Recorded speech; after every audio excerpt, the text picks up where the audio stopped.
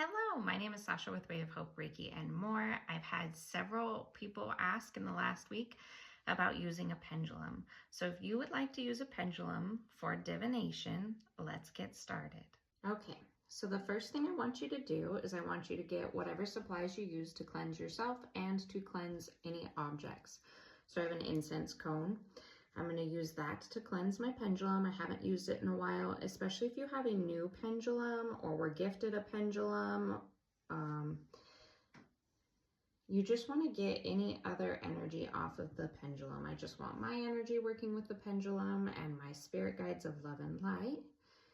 And then you also want to cleanse yourself and cut cords. So I will light this.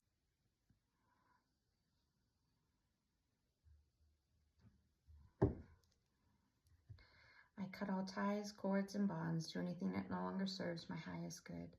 My energy is my own. I cut all ties, cords, and bonds to anything that no longer serves my highest good. My energy is my own. I cut all ties, cords, and bonds to anything that no longer serves my highest good. My energy is my own. Done that, you may think, okay, I'm ready to say yes or no. I'm ready to get into this. But you really need to spend time with your pendulum. You really need to take slow, deep breaths. You need to get into a meditative state. This is not something you're going to want to ask when you're in a panic about making a decision. This isn't a time when you're like, this is life or death, or this is a huge life change, or I'm really mad today. I'm going to get out my pendulum and see what's going on. Or I'm really sad today and I want to know what's going on. This is not the time or the place to do that. You need to be really level-headed, really in touch with your feelings, and you need to be calm and collected. If you're not, then pick a different day. Now you're calm, you've meditated, you've cleansed yourself, you've cleansed your pendulum. I like mine on a necklace chain because I like to wear mine when I'm working with mine or going to be working with mine.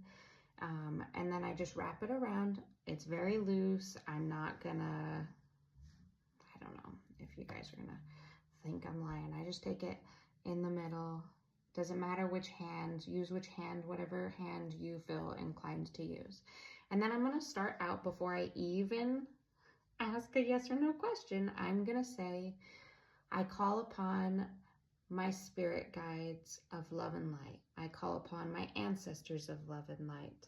I call upon them for my highest purpose in the questions that I have here today. If you just go right into asking questions and you haven't said a prayer, setting intention of who you're talking to, your higher self, your spirit guides, your ancestors of love and light, then it could be very, very easy to pull in some sort of a trickster spirit or something else that may give you negative answers instead of positive. Now we're ready. I do want to preface that sometimes when I'm working with a pendulum, they do different things for yeses and nos. So I always like to start out each time I'm using my pendulum, even if I've used it before. Can you please show me a yes with this pendulum?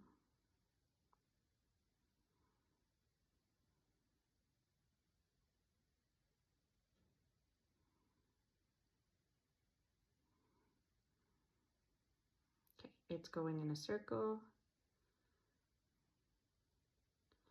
And then I'll stop it. Thank you. Can you show me a no?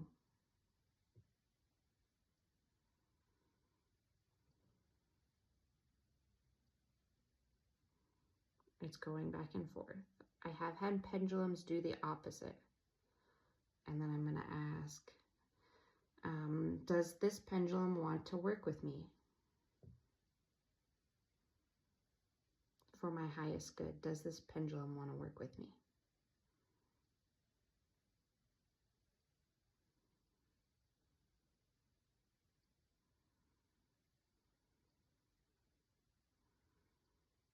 Now I can ask, isn't that crazy?